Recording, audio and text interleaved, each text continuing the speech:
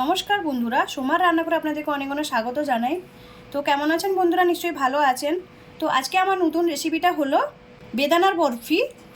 তো প্লিজ বন্ধুরা ভিডিওটা শুরু থেকে লাস্ট পর্যন্ত দেখবেন। আর আপনারা যদি আমার ফেসবুকে ভিডিওটা দেখছেন তো ফেসবুকে ফলো করে লাইক করে দিবেন।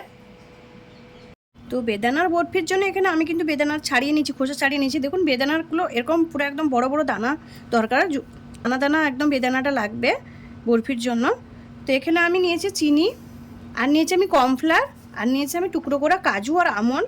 এবার বড় বড় করে টুকরো করে নিয়েছি কাজু আর আমন্ডটাকে। এবার আমি বেদানাটাকে জুস বানিয়ে নিব।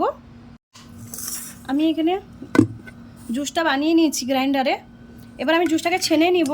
তো এখানে আমি ছাননি নিয়েছি, তো ছাননিতে ছেনে নিব জুসটাকে। এবার জুসটাকে ভালো করে ছেনে নিতে হবে। দেখুন আমি জুসটা পুরো ছেনে নিয়েছি। এদিকে আমি কড়াইটা বসিয়ে দিয়েছি। আমি ড্রাই ফ্রুটটা ভেজে নিব। তো কড়াইতে আমি ঘি দিয়ে দিচ্ছি, অল্প করে ঘি দিয়ে দিচ্ছি। এবার আমি ড্রাই ফ্রুটগুলো দিয়ে দিলাম, ভালো করে নেড়ে নিব, একটু হালকা করে ভেজে নিব। ড্রাই ফ্রুটগুলো আমার ভাজা হয়ে গেছে। আপনারা যে কোনো ফ্রুটের বরফি করলে আপনারা ড্রাই ফ্রুটটা ভেজে দিবেন, তাহলে অনেক সুন্দর ক্রিস্পি লাগে বরফিগুলো।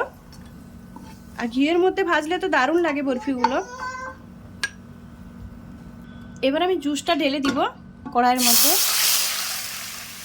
আর অল্প কিছু জুস আমি বাঁচিয়ে রাখছি। এবার আমি যে জুসটা বাঁচিয়ে রেখেছিলাম আলাদা বাটিতে একটু ঢেলে নিব।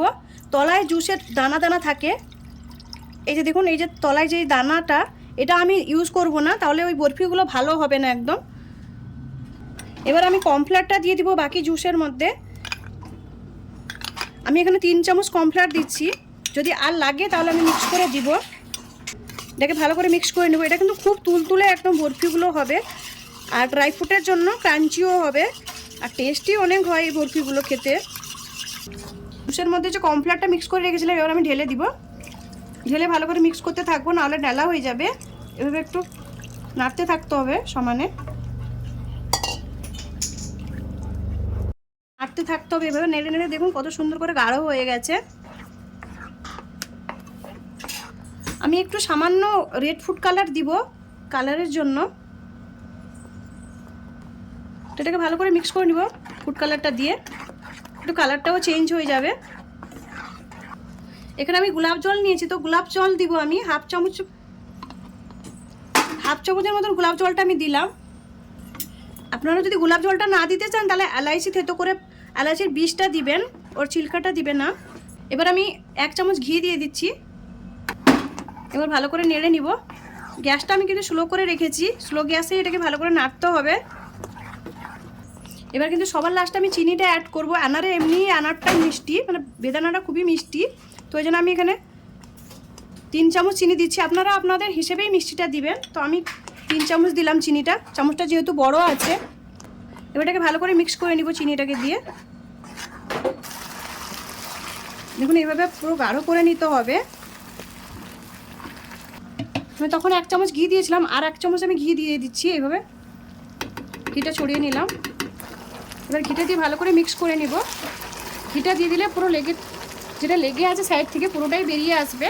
আর দেখুন এইভাবে গাঢ় থাকবে। দেখুন কত সুন্দর গাঢ় হয়ে গেছে। তো এটাকে আমি নামিয়ে নিব। এবার আমি এখানে নামানোর আগে ড্রাই ফ্রুটটা দিয়ে দিব, ভেজে রাখা ড্রাই ফ্রুটটা দিয়ে দিলাম। আবার ভালো করে মিক্স করে নিব আমি ড্রাই ফ্রুটটা দিয়ে। এই বাটিটায় আমি ঘি লাগিয়ে নিয়েছি, তো এই বাটিটায় আমি ঢেলে দিব।